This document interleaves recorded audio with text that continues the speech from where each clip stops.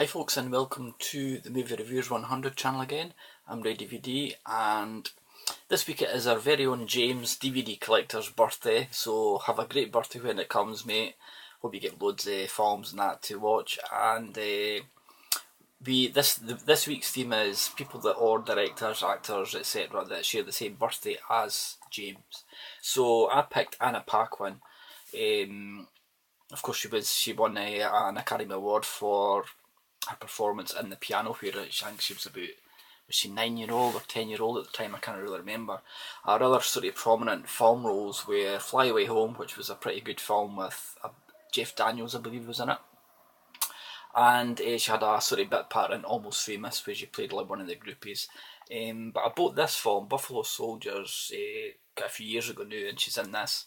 Stars Joaquin Phoenix.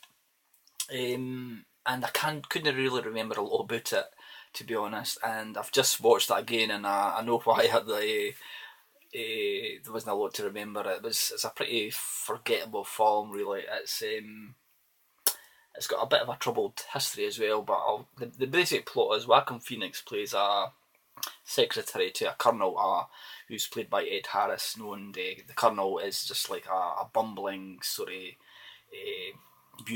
bureaucrat guy, whereas Joaquin Phoenix plays his sort of secretary, and he's running rings around him. He's got loads of stuff on the black market, and he's cooking like heroin and stuff, opium, and he's got all these sort of deals running with the camp and stuff, and he's got a sort of an uneasy alliance with the local military police guy he sells the opium and stuff, and then everything's sort of hunky dory, but and the base that there is, it's in West Germany, 2 days before the Berlin Wall comes down, and it's a satirical comedy on the US military.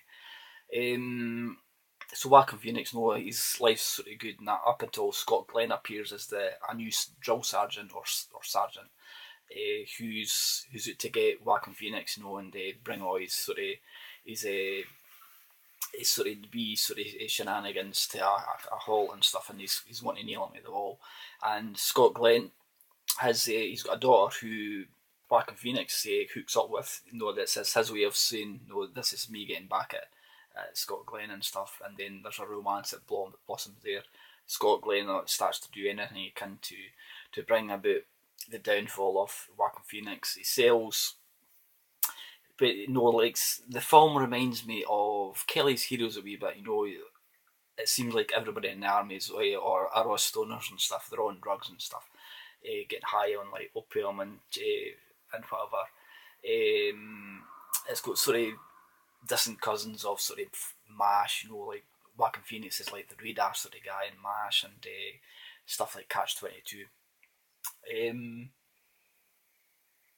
So you've got all these scenarios happening, and it's like it's a dark humour in it. It's like it's pretty dark subject matter and stuff.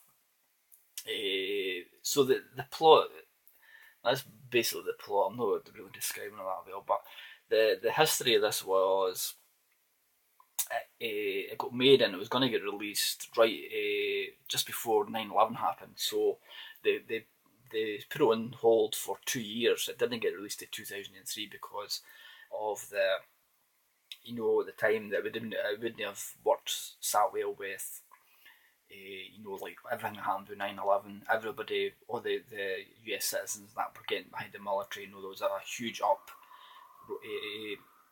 there was a huge swell in sort of military and to be a US citizen, pride. So there wasn't want to be any of these sort of films get made. So, and it even says in some of the trivia, the Q&A, there was a US lady threw a bottle of water to the Q&A panel because they thought that this was unpatriotic and stuff. But so it's got a bit of trouble past, and then when it got released, it was probably jumped the shark. It was like it was one of these films that was really it wasn't theatrically